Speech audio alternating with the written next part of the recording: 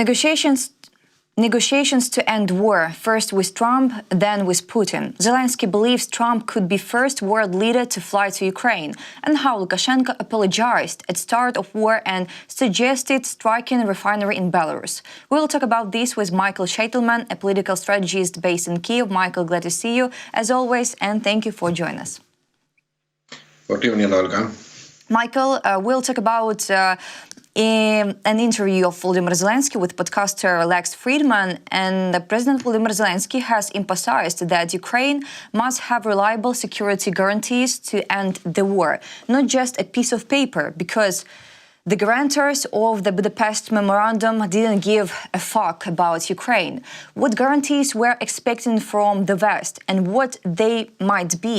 Also, President Volodymyr Zelenskyy has said that the first talks on ending the war will take place with US President-elect Donald Trump after his inauguration, and then with Russian ruler terrorist Vladimir Putin if the American leader offers strong security guarantees for Ukraine. Well, really, first we want physical guarantees, not the law guarantees, not the paper, not the guarantees on the paper, but on the reality, let's say. That means foreign troops inside Ukraine, NATO troops. It could be troops of some of Ukrainian or of European countries or of United States. But we know that Mr. Trump plan. Looks like European troops inside Ukraine on the front line between Russia and Ukraine. So I understand from this interview that generally we agree for these troops inside Ukraine, but it is not enough. What was mentioned in this interview, it is also the membership in NATO, at least of non-occupied Ukrainian territory, which means 80% of Ukrainian territory will be covered by NATO guarantees, additional to the troops, it means, yeah? And the third condition is supplying a lot of weapon, and probably Mr. President Zelenskyy told not about the usual weapon, which we use now, usual American weapon, but the stronger American weapon. I don't exactly know what kind he meant, but he said in this interview that you should not worry about that because we will not use this weapon if Russia is not attacking again. So please supply us a lot of very strong weapon, supply Ukrainian army. So this is three conditions for guarantees. Speaking about this meeting with Trump first and with Putin afterwards, Mr. Zelenskyy meant also one very important point, that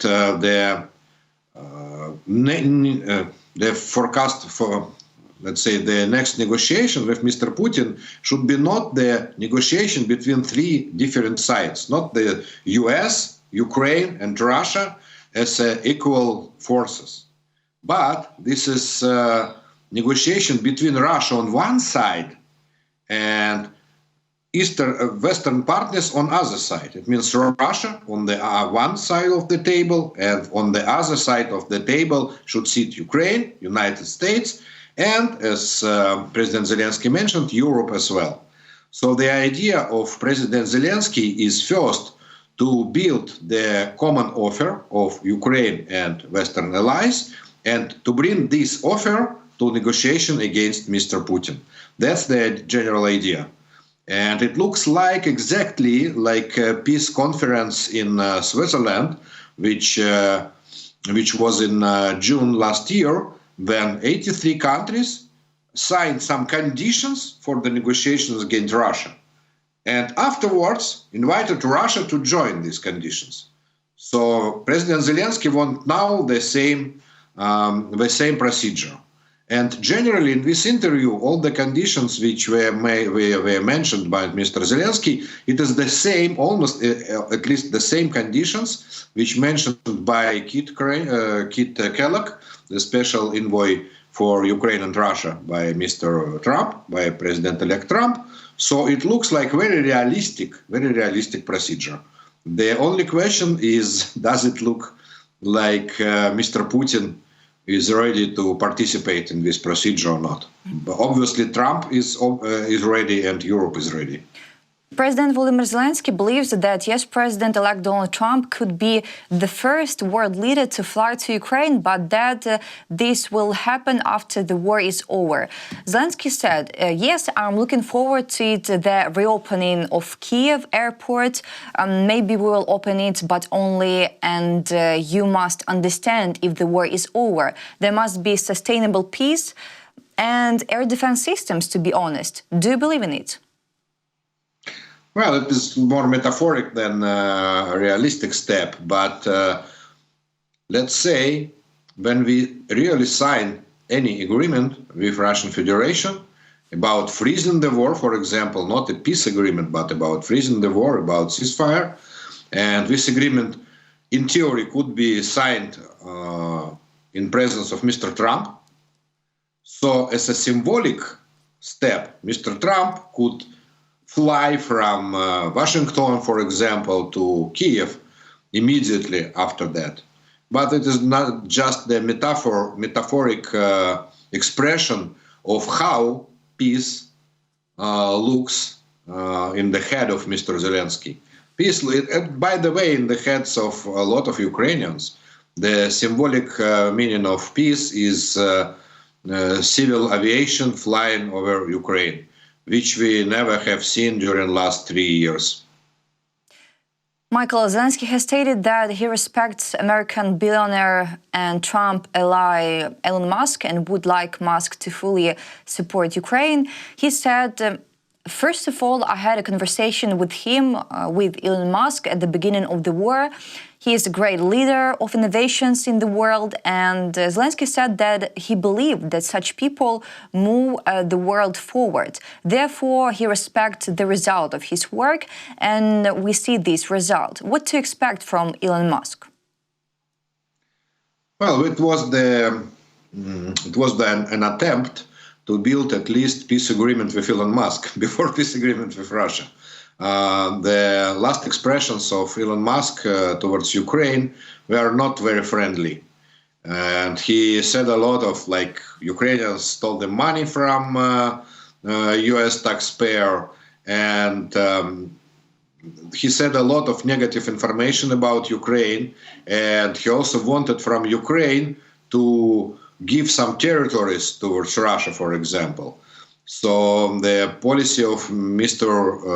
Elon Musk looks very friendly towards Putin and not towards Ukraine.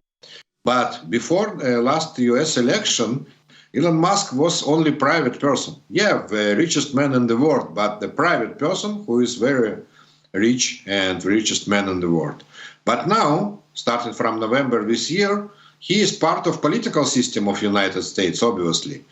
Probably he will also take some official position in Trump administration, but at least he sits on the right. He looks like right-hand man of Mr. Trump, and I mean physically. Then, when we watched the celebration of New Year, so on the right hand of Mr. Trump on this celebration table was Elon Musk, and they danced together. So it is very important point now. And for Mr. Zelensky, President Zelensky decided that it is the good point to try to persuade Elon Musk being on our side, on the side of Ukraine and not Russian Federation. And not only this part of speech which you mentioned was about Mr.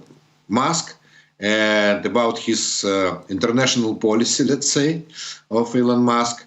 Because in another part of President Zelensky's speech, he compared Putin and Elon Musk. And he said, you can't compare Elon Musk and Putin. Elon Musk is the superior engineer and superior innovator who builds the super modern missiles for exploring the universe. But Mr. Putin also built missiles, but he built missiles to kill people.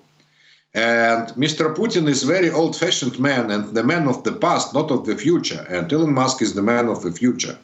So in this part of speech, I believe that President Zelensky told Elon Musk you see, guy, you can't be in union with Mr. Putin. You can't be an ally of Putin. And this is a bad idea to have phone calls with Mr. Putin every month or every couple of months, like it happens now. Let's be on our side. We are the modern, we are the future. Putin is the past. And I believe that at least Elon Musk, he listened to that. I don't know what will be consequences, but what we could see that in his social network X, Elon Musk, it is the first time that he shared a speech of President Zelenskyy, and he didn't give any comment and any negative comment. So it looks like first step towards peace between Ukraine and Elon Musk.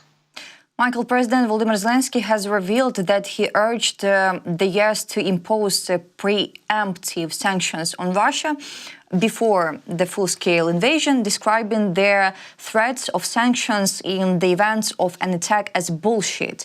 Zelenskyy said, I asked only for one thing, primarily from the United States. If you are sure, if you have evidence, if you talk to him, to Putin, and he tells you that there will be an invasion, if all this scares you, I only ask for two things. Send us weapons, or better yet, strengthen us with preventive measures so there would be no war.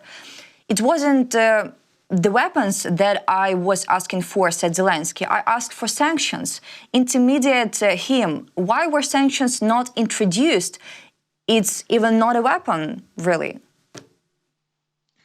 Well, all this part of the interview, Mr. Zelenskyy didn't mention that, but it was about Kamala Harris, the vice president of US, and he described the real conversation with Kamala Harris on Munich Security Conference 2022, which was in the beginning of February 2022. So in fact, a couple of weeks or 1 week or 2 weeks, I don't remember exactly, before the full-scale invasion. And we know from press, we know from different articles, and exactly from the book by some American journalist, the book which was called War, that on this meeting between Zelenskyy and Kamala Harris, she said that US will not supply any weapon and US will not put any sanctions on Russia before Russia start aggression, because by the administration, US administration in 2022, they thought that that the threat of sanctions should stop Putin. And if threat of sanctions doesn't stop Putin, let's just evacuate Zelenskyy and evacuate the government of Ukraine, and let's give all the Ukrainian territory towards Putin. It was the real conversation and the real offer from United States side. And President Zelenskyy in this speech just didn't mention this person, but everybody in Ukraine knows that it is the speech about Kamala Harris. So it is also some message to President-elect Donald Trump, like you see, we were not good friends with the previous administration, so let's be good friends with your administration. Michael, also Zelenskyy has revealed that on the second or third day of Russia's full-scale invasion, self-proclaimed Belarusian President Alexander Lukashenko apologized in a phone call for the missile strikes being launched on Ukraine from Belarusian territory, and even suggested that Ukraine retaliate by striking the Mother Oil refinery in Belarus. How do you think? Did he want to provoke or what? No, not exactly. First of all, we need to mention that we have to mention that Belarusian side, they have a reaction today on this interview, and official spokesperson of so-called Belarusian President Lukashenka. That is not true. I don't remember, Helen Eggert. She said that, first of all, she denies the fact of apology. She denies that, but she didn't deny the fact of this phone call. but she explained why Mr. Lukashenko called President Zelensky. And this is really funny explanation. If you could say during the word funny, so this is the funniest explanation during all of this war. She said that this is the son of Alexander Lukashenko called President Zelensky. His son, he studied at school at this time, and the son somehow had in his phone the direct phone number of President Zelensky, and he called President Zelensky. And just afterward, he lent his phone to Alexander Lukashenko, to the Belarusian leader. So it looks like Mr. Lukashenko, yes, he had a conversation, but he didn't do a call. This is an explanation from Belarusian authorities. I'm sorry. Regarding what was in this conversation and all this story about Moser refinery, you could strike Moser refinery, for example. It was like it is not provocation. It was like the form of excuse. Like you want to give us back, to give some vendetta to us, should just hit oil refinery. It was obvious that nobody will hit oil refinery in this day. Yeah, today we hit oil refineries all over Russian Federation. But 3 years ago, Ukrainian army didn't have any equipment and any weapon to hit oil refineries, any of that. So it was absolutely unrealistic offer. And obviously it was just a figure of speech to say, just hit my refinery. By the way, this is not the only case then Alexander Lukashenko mentioned this refinery during this war. I remember that in November 2022, when there was a threat that Belarusian troops could cross the border with Ukraine, so Mr. Lukashenko asked publicly, it was publicly, not by phone call, he asked publicly not to hit Moser refinery. He asked from Ukraine, but please don't hit Moser refinery. If you hit Moser refinery, we really will cross Ukrainian border with our troops. So it looks like, some sacrificed object, this oil refinery in this war. Michael, but it's really very strange to say hit the refinery. You know how much I care about it, the Moser oil refinery. And also Zelenskyy asked, what are you on about? What's retaliation? And how do you think, Michael, did Lukashenko have a choice to give his territory, Belarusian territory, for Russian troops, for invasion, or not? No, absolutely not. It was not his choice. And from 2020, when Mr. Lukashenko lost his election, he lost with something like 30% of popular votes only. And from this point, from 2020, in Europe and in Ukraine, we call him not President Lukashenko, but self-proclaimed President Lukashenko, because he lost to Svetlana Tikhanovskaya, who collected 70% of votes, and Mr. Lukashenko only 30%. So in 2020, there was a national revolution, popular revolution in Belarus, not only huge protest, but in fact revolution. And he was on the edge to lose his power in Belarus, and Russia sent police troops to help him in Minsk physically, I mean. And everybody who participated in this revolution, every Belarusian people with whom I spoke to, they said that only Russian military groups and Russian police forces, they stayed between Belarus people and Mr. Lukashenko. So Mr. Lukashenko, his authority in Belarus, his power is Russian power, not his own power. So he didn't have any choice and nobody asked him. And by the way, during this war, I don't remember exactly the date, but about a year ago, in one of his interviews inside Belarus, he said that he didn't give any approval for attacking Ukraine by Russian forces from Belarusian territory. He said they came to our territory, Russian troops came to our territory for military trainings, and afterwards, when withdrew from our territory, when they withdrew not towards Russia but towards Ukraine. But what could I do with that? It was his official position in his interview. Michael, and about Macron's statement, French President Emmanuel Macron believes Ukraine must have realistic discussions on territorial issues. Macron urged Ukrainians to have realistic discussions on territorial issues because only they can do so in order to find a solution to the conflict, to the war caused by Russia's full-scale invasion of Ukraine in 2022. What did Macron hint at? Because realistic discussions, what he is talking about? Not the first time he hints.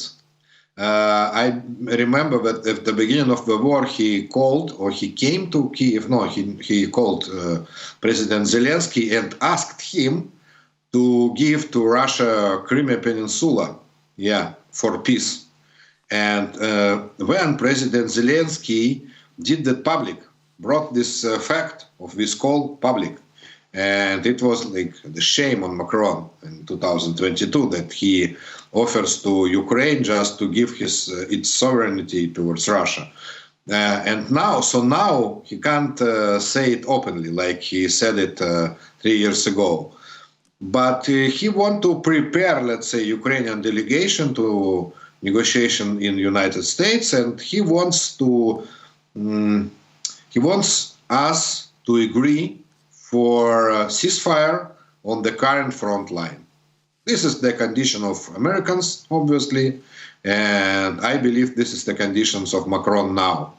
But our official authorities said that we are ready to ceasefire not on the current front line, but on the front line of 2022, when Crimea and part of Donbass was occupied by Russia, but the rest of Ukraine was not occupied by Russia. So instead of 20% of territory, it was about 13 or 14% of territory was occupied by Russian Federation. So I believe that all the negotiation between, I don't mean the negotiation with Mr. Putin, but the negotiation between our allies, France, US and Ukraine, were about this question. Is Ukraine ready for ceasefire on current front line or on any other line? Michael, thank you for this interesting as always conversation. Thank you. And also I want to remember that Michael Sheitelman, a political strategist based in Kyiv, was with us today. Michael, I wish you all the best and also wish our audience all the best. Subscribe on our YouTube channel, We're in Politics, and also subscribe on Michael Sheitelman's YouTube channel. See you. Thank you, Olga. Bye.